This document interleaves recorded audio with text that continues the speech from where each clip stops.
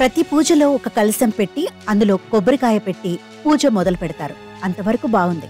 ఆ తర్వాత కలశంపై పెట్టిన కొబ్బరికాయ ఏం చెయ్యాలి? కొట్టుకొని తినొచ్చా? వంటల్లో వినియోగించవచ్చా? దేవుడి దగ్గర నుంచి తీసేసిన పూలతో పాటు తీసుకెళ్లి నీటిలో వేయాలా? ఇలా కలశపై పెట్టిన కొబ్బరికాయ గురించి ఎన్నో సందేహాలు వ్యక్తమవుతుంటాయి. ఇది చాలా కీలక విషయం. దీని వెనుక చాలా రహస్యమే ఉంది. ప్రతి భక్తుడు ముందు ఇది తెలుసుకోవాలి. కలశపై పెట్టిన కొబ్బరికాయ భగవంతుని స్వరూపానికి ప్రతీక.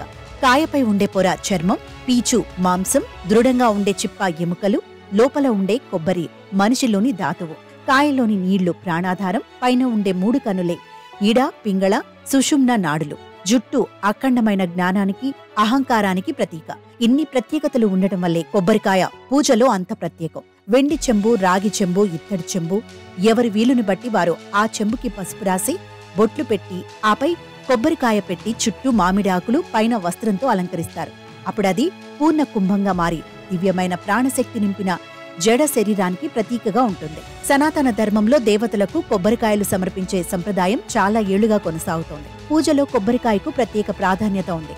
కొబ్బరికాయ లేకుండా ఏ పూజలు, ఆచారాలు సంపూర్ణంగా పరిగణించరు. సత్యనారాయణ కథ అయినా, ఇంట్లో హోమమైనా కొబ్బరికాయను ఖచ్చితంగా కలశం రూపంలో పూజలో పెట్టాల్సిందే. కలశంలో పెట్టిన కొబ్బరి కాకుండా సాధారణ కొబ్బరికాయను దేవతలకు నైవేద్యంగా సమర్పిస్తారు. హిందూ సాంప్రదాయాల ప్రకారం కొబ్బరికాయను లక్ష్మీదేవి రూపంగా పరిగణిస్తారు. ఏవైనా పూజలు నిర్వహించిన తర్వాత పండితులు ఆశీర్వదించి కుటుంబ పెద్దకు కొబ్బరికాయను ఇస్తారు.